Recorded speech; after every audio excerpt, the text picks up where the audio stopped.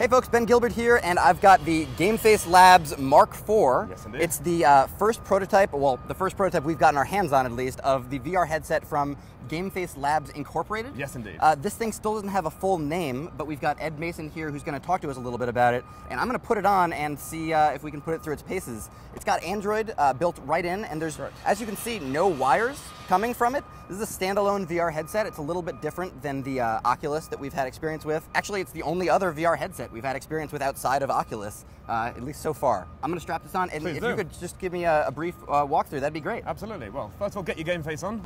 There we go. Okay. I'm going to hand you the controller. Sure. So I imagine what you can see now is our first attempt at the user interface. So you should see a few installed applications that we have. Sure. And I've got this DualShock 3 here. It's a Sony plain Jane DualShock 3 from the PlayStation 3. Yes, and since it's a Bluetooth controller, we can just hook it up directly to this. Correct. We can actually use any Bluetooth controller.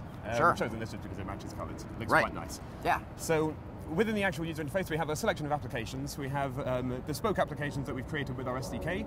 We have applications that are existing popular 2D applications on Android that we are partnered with the company DDD, who have created a 3D injection driver that allows us to create a 3D environment out of a 2D game without touching the source code.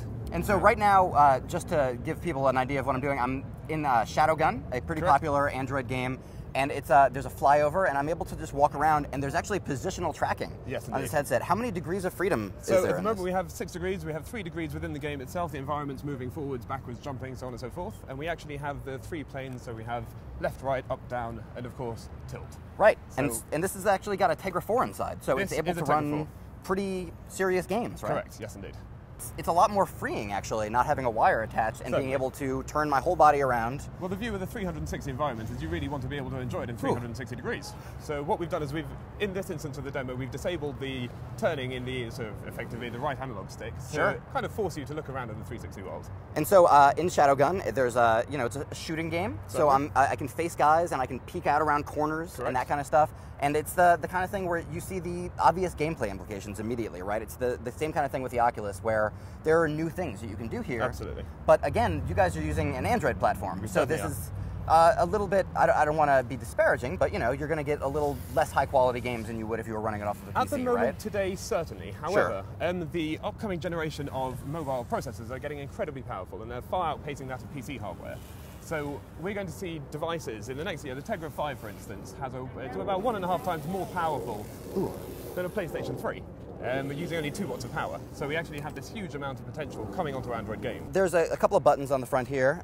There's a button that brings you directly back into the kind of base level Android UI. Correct. There's a handful of icons, the kind of normal thing you would see on an Android phone for selecting apps. Exactly.